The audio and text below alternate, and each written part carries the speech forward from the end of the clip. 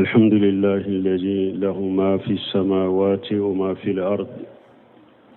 وله الحمد في الآخرة وهو الحكيم الخبير وأشهد أن لا إله إلا الله وحده لا شريك له له الملك وله الحمد وهو على كل شيء قدير وأشهد أن محمدا عبده ورسوله البشير النذير والسراج المنير صلى الله عليه وعلى آله وأصحابه ومن تبعهم بإحسان وسلم تسليما كثيرا أما بعد أيها الناس اتقوا الله تعالى وتعلقوا آمالكم به وتوكلوا عليه وارجوا ثوابه وخافوا من عقابه فابتغوا عند الله رزقا وعبدوه واشكروا له إليه ترجعون أمبي ألاتنو مسامي فيمو فيمبي سانكبا ولون فلانا على رتادو فيمو فيمبي دوغما كولو ولون فلالا على رتادو تنوبي عليه لا غرا ala de kodon masaye ala de be fembe kalama ambe sereya ma shi de temin ni patoci ala makaka ni ala kelempe ute je yogonte ala la maraliya ale de taye tanu ya ale de taye ale de be se fembe la ambe sereya muhammadu alaka jondo alaka chidendo muminu ni sonjia bagaw de do kafiru ni ala sosolaw u bagabagali kelado lampado lampa minna norelendo kisi abe chidenka anaka sebo anaka dunken ani mugo tuguruko ni nyumaye ala ku kisi min kacha kosobe no temina kaboy hadama dew ay sira alanye akaka nataw diro alala akaka koda alaka aka jigida alaka saraka aka sira alaka janga katakoro aye garjage nyini ala defe aye ala bato aye ala barikada ko bebe sagi kata ala dema من الناس من يتعاشم بالأسقاس ولأزمان يجن أنه يشيبه منها الشر بجاته لا بقضاء الله ولا بقدره وهذا هو التطير التي نهى عنها النبي صلى الله عليه وسلم وأخبر أنها شرك balma mogo dobe mogo la ulu be tereya keni hadama dawnye do be tereya keni wakatuye ka hadama dendo ka kojugu ke ubolo ka wakatu do ka kojugu ku bolo ka tereya dambi katuma ale jatela ni hadama den sugu ube ni wakati masina abese ka toral la senema ka soro alama latige balmo nin ko sugu min fulani nye ubafo ninde mako tereya mi ni chide nyambali ala kan kibariya ko fulan ka foyado do be tereya keni kalowye do be tereya keni downye do be tereya keni hadama downye do be tereya keni konowye do be tereya keni yoro doye do be tereya keni wakatu doye ka kojugu dambi kata nunuma kanyina ka fo hadama de fembi soro abora ala de fe ube ka junubu sababu hadama den chama be nyina ne mboko de ko min bi soro jiya kono ala kala tige de do ube ka junubu do sababu do hadabaden chaman be nyina ninde ko o de y'a to u ye tereya sabati ka taa danfɛnw dɔw ma balima min filɛ nin ye mɔgɔ caman bɛ silamɛya la a b'u bolo a tun bɛ depuis galɛ ala ye min da ka hɛra kɛ a la ou bien ala ye min da k'a kɛ hɛra bɔyɔrɔ ye ka na e ma e bɛ taa kojugu danbe ka t'o ma ka kojugu don o bolo ka ko kɛ kontere depuis galɛ nin bɛ ala y'a gɛ ka bɔ yen Musa tuma min a cira a ka mɔgɔw ma u ko cogo di ala ko in tusibuhum sayyi'atu yatayyaru bi Musa wa man ma'ahu ala ko Musa ka mɔgɔw tun kɛra tuma min Musa cir'u ma ni kojugu dɔ y'u sɔrɔ dɔrɔn u b'a fɔ an ye tereya sɔrɔ ni Musa de ani mɔgɔ minnu faralen b'a kan nin tɔɔrɔ min filɛ k'anw sɔrɔ nin balo min filɛ k'anw sɔrɔ Musa n'a ka mɔgɔw de don Musa y'u jaabi ala y'u jaabi ala kuma ala innama ta'irukum inda Allah walakin aksarahum la ya'lamun ala ko ayi bone min b'aw ka tɔɔrɔ min y'aw sɔrɔ Musa n'a ka mɔgɔw tɛ dɛ Musa n'a ka mɔgɔw tɛ dɛ bone min ni tɔɔrɔ min y'aw sɔrɔ a y'aw sɔrɔ ka bɔ ala de fɛ ala de ka latigɛ don a n'aw yɛrɛ ka baara jugu Salihu fana ka mɔgɔw samudigankanw tuma min Salihu cir'u ma qalu tatayyarna bika wa biman maka ko Salihu ma ko tereya banw ka tora banw ka kanyo a sɔrɔ ni e de ka sababu ya ni mɔgɔ minnu faralen b'i kan e ni minnu limana ni ye dɛ tora banw ka aw de sababu don Salihu fana ye nin fɔ Salihu ye dugumɔgɔ minnu ka kibariya bɛ suratu Yasini kɔnɔ ni ala ye cidenw ci u ma qalu inna tatayyarna bikum la illam tantahu lanarjumannakum wa la yamassanna minna ajabun alim tuma mi cidenw taara dugumɔgɔw fana ma o fana ye mun fɔ u ko cidenw ma ko bɔnɛ bɛ anw ka tora b'anw kan an y'a sɔrɔ ni aw de ka sababu ye awa aka walili min filɛ nin ye ko an ka ala kelen pewu bato n'a ma dabila an b'a fara kɛrɛw k'aw faga ou bien a bɛ lajaba sɔrɔ ka bɔ an fɛ lajaba min b'aw ladimi hɛra bɔyɔrɔ olu y'o kɛ kojugu bɔyɔrɔ ye an ka ciden fana arabu y'o ɲɔgɔnna fɔ a ye وإن تصيبهم سيئة قالوا وإن تصيبهم سيئة يقولوا هذه من عندك مكة أرابو فنا تنكرا نيكو جوجو يوسر درو وبافو تشيدا محمد ما كوني نيمبورا إدفه تورا من فلكا أنصروا إدي سببو على كو تشيدا فنا كو جابي قل كل من عند الله فما لهؤلاء قوم لا يفقهون حديثا ما أصابك من حسنة فمن الله وما أصابك من سيئة فمن نفسك على قتيد ما فوي يقول كل من عند الله أفوي هيرا و بنيو أبي بورا على دفع أو يمغسو جمعوده ناتسك كما فهمو أو هذا مده ni hera min yi sɔrɔ o bɔra ala de fɛ dɛ ni tɔɔrɔ min yi sɔrɔ yɛrɛ kun de don ala y'o de fɔ donc hadamaden a dɔn tɔɔrɔ bi ka diɲɛ kɔnɔ fitina bi ka balawu bi ka danfɛn wɛrɛ ka tere tɛ koyi a bɔra ala de fɛ ala de ka latigɛ da n'i ka junubu sababu o de y'a to ala ko ما أصاب من مصيبة في الأرض ولا في أنفسكم إلا في كتاب من قبل أن نبراها ألاكم مصيبة شيتا وسرو دقو كولوكا مصيبة شيتا وسرو أو يرين نيونا فني ألا يوشبه له المفوج لدي فرساني أي ركادا ألا يأيرا مصيبة منون بدامفه وسرو دامفه وريكا سببو تكوي أبي سبرا دي كابلا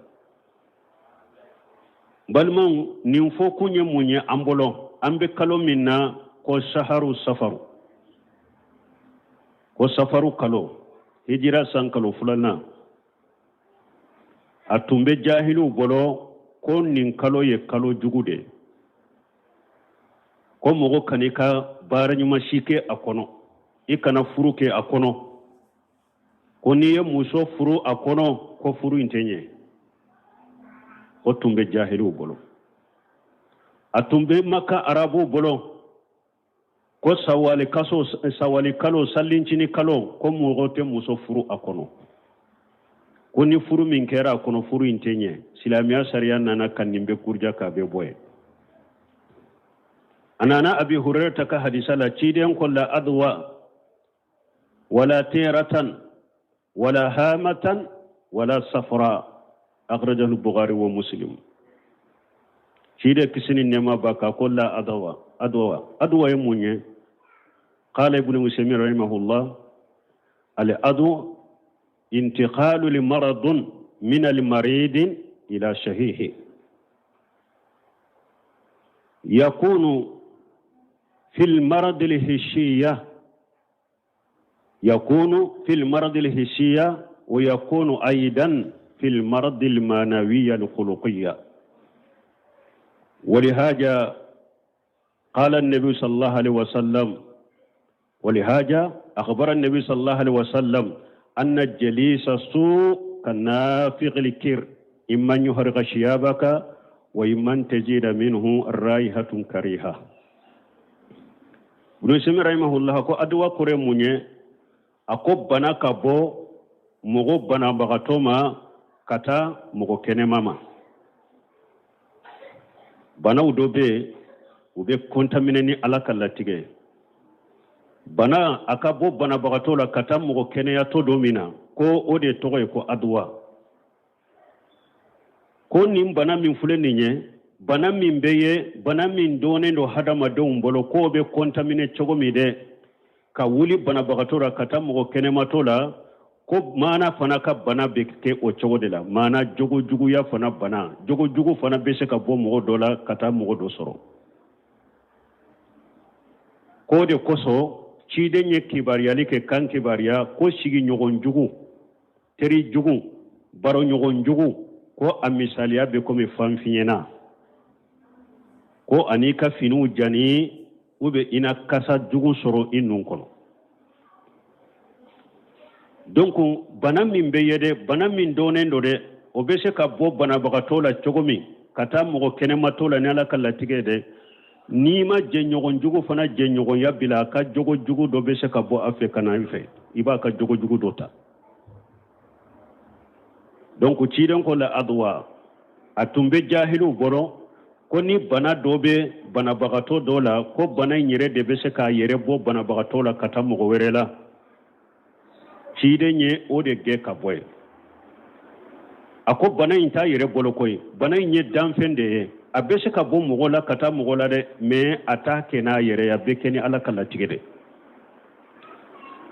parce que tumbe jahilu bolo bana nyire de ba yere bolo ala kala tigete aba yere bo karasala kata karasala cide nye o de boy me kafo banate contamina cide mo gede amo boye de o be me abe kena la kala tigede jahilu tumbe hakilina min tumbe ani duskuna sir min tumbe jahilu bolo cide nye o de ge ka boy bana be sika bo mola kata mola me atesika kena ayere de abe kena ala kala tigede ni ala ya latiga ka wuli mola kata mola be sikata ni ala ma latiga teke ni nye foloye fulana ciden ko wala tiarata ako tereya fanate tereyate kafo nin kalo masina amanyi atama manyi ube nin kalo masina afuru manyi ube nin do masina iti kundi arabado kunte di dumasido kunte di samirido kunte di ube nin do masina furute ke ala ube ni beta e watama yorola ube beta kungo korona fenyini yorola nini nin kono sugu benay kasage ube nin kono sugu nakasirale kasage ube nini nyakele benay kasage ube nin muso masina tora balay kana furu cidon ko nununte la tiarata akotere yate nimbe danfe muso ye danfe don ye danfe kalo ye danfe unde kono ye danfe unde la tiyarata ciden ko herate nunun boro toratu boro o de ato dondo la buna basani do sigile kono do kasira do ko khaira buna basu ko la khairan wala sharra ako torate nin bolo herata bolo kono kasira do sigile buna bas kerefe ko alaka ke herai ako herate nin bolo torata bolo la tiyarata tereyate ni sogoma jonna ni ewa ni mogo yi fo yimi nye koyi kana jabi barima ni shite nimbe jahili bara ni jahili hakili na uchide nye nimbege akwa shite ako wala hamata fanate hamata munye gingi kono sugu do do bafo gingi jahilu boro uka jahili ya wakati ni okono masina nani kaddu kono kasira aya tu kaddu kono doro ko okoro yede ko anana yere ka sanga do fe ko atemme ibe sa kube atemme ka balima suru do be sa ciden ko fanate ciya ginge yala ka damfe nda ba ka balo chogo de nyini dugu kolo ka komi ebi ka balo chogo nyini chogo mi herata bolo torata bolo la hamata wala safara ciden ko safaru fana kalo abe min fo ala konni furu la ala ifuru intenye ubi ikani ka jago ke akono ciden ko fana te ciyaye safaru kalo koni ye safaru kalo ye ni herata bolo torata bolo alaka damfende do adara ka herali yere de kama adara ka nafali yere de kama sagira kata tora do bolo komi anye ciden ka mogo tafo chogomi awa ciden ko safaru kalo de do komi kalo to herata bolo torata bolo sallincini kalo ko ni furulala ko ka furi ko atenye ambaishetu ko mogo mununi hakilinaw tumbola ako wallahi ako cide nyale furu sallincini kalo de la muso ciden ka muso la be min fe kalebo cide nyo gurja ko boy ko mogo te furu sallincini kalo la cide nya gurja ka boy ayamba aishatu furu sallincini kalo de la aye ummu salimata furu sallincini kalo de la awamba aishatu ko ale furu la sallincini kalo de la muso te ciden ka muso la be min fe kale bo pour ko ka hakilinan talo ko boye donc mogo kan nin famu don nunun dara au kan nafalina ka hera de kama kalo nunun dara au kan nafalina ka hera de kama danfun to dara au kan nafalina ka hera de kama akana boneke ulu bolode bonetu bolo hera tu bolo hari do ban kanto koni ya isi santora kofe ko silamiya yere de yanto kofe la hawla wala quwwata illa billah nimbebe fo ko silamiya yere de o de yanto kofe do be kanto de pinni sunna yere nana de o de fitina na balo banka de binni wahabiya yi nana de o de fitina na balo banka ala ko ay وما أصابكم من مصيبة فبما كسبت أيديكم مصيبة باوكا بولو لا بركة جنوبو ديرو كالو كتورا بلوتاوكا دون كتورا بلوتاوكا هذا مدين كتورا بلوتاوكا وقتي كتورا بلوتاوكا يورو كتورا بلوتاوكا سلاميا كتورا بلوتاوكا سنة كتورا بلوتاوكا وما أصابكم من مصيبة فبما كسبت أيديكم masiba be hada madenya masiba be hada madeka yere ka junubu de do ka junubu sababu de bato obi soro donc mbalima hakilina munum be mo bolo tere yakko munum be mo hakilun la donna kalon la ayu taloko boye chinyatu la chidenya begge islamia sare ya begge kaboy بارك الله لي ولكم في القرآن الحكيم ونفعني وإياكم بما فيه من الذكر الحكيم أقول قولي هذا واستغفر الله لي ولكم ولسائر المسلمين من كل جنب واستغفروه إنه هو الغفور الرحيم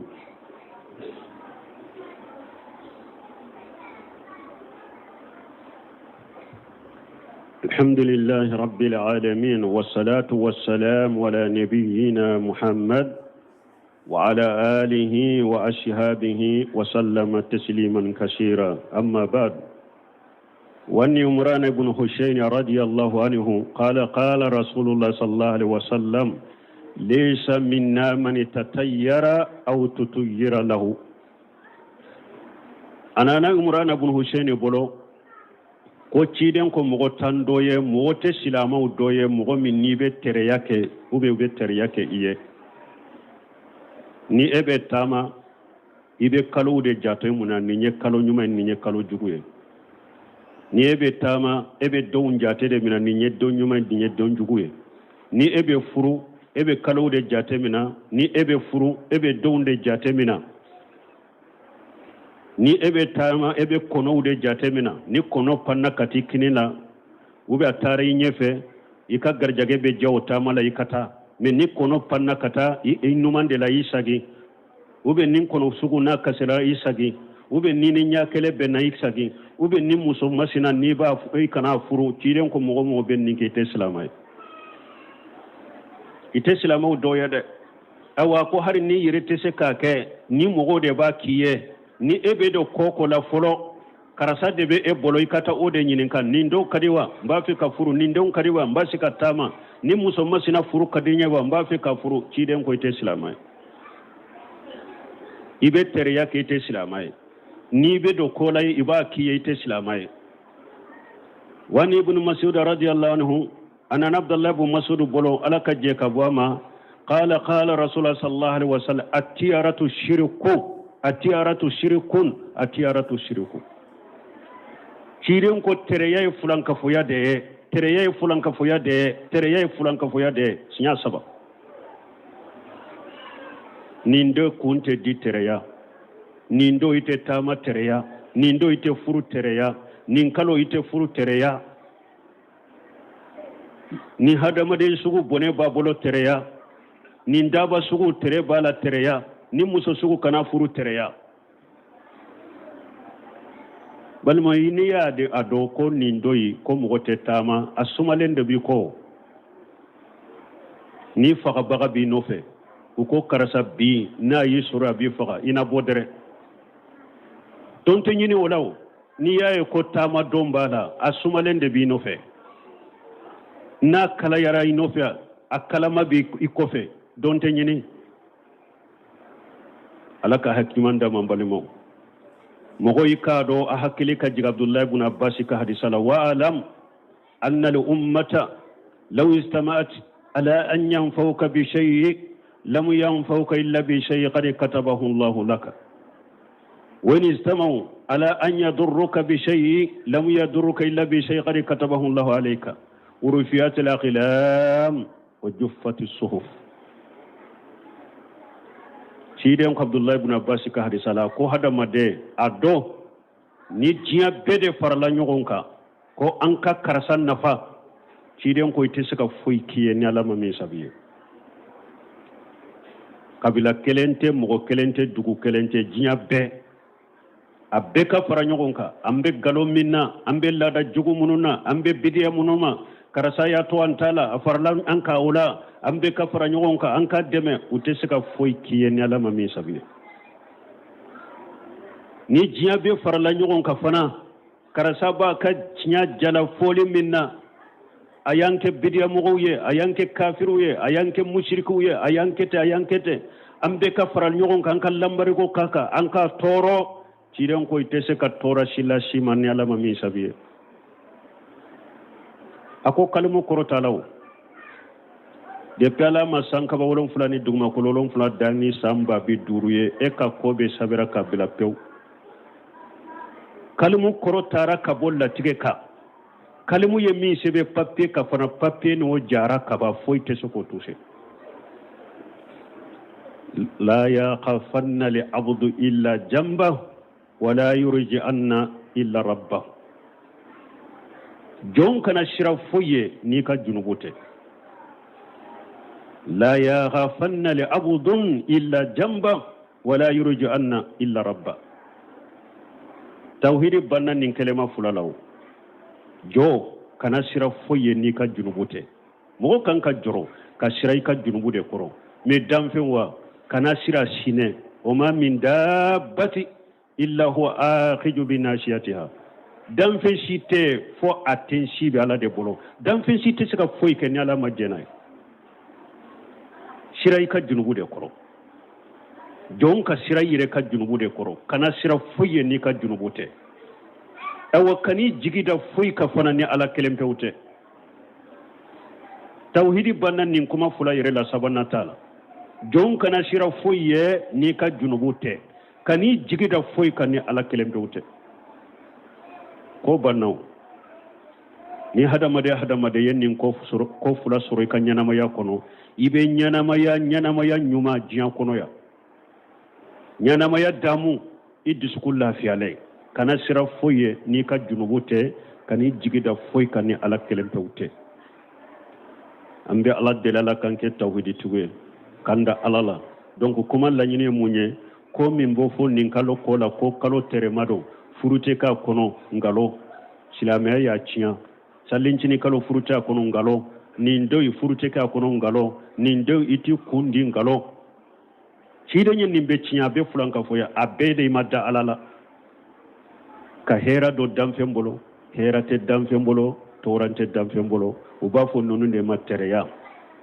ala kallafiya kan dusukunda alala kalle mana do andu sukun kono ربنا آتنا في الدنيا حسنة وفي الآخرة حسنة وقنا عذاب النار ربنا لا تزغ قلوبنا بعد إذ هديتنا وهب لنا من لدنك رحمة إنك أنت الوهاب اللهم اجعل الإسلام والمسلمين وأجل الشرك والمشركين ودمر أعداءك أعداء الدين برحمتك يا أرحم الراحمين سبحان ربك رب العزة عما يصفون والسلام على المرسلين والحمد لله رب العالمين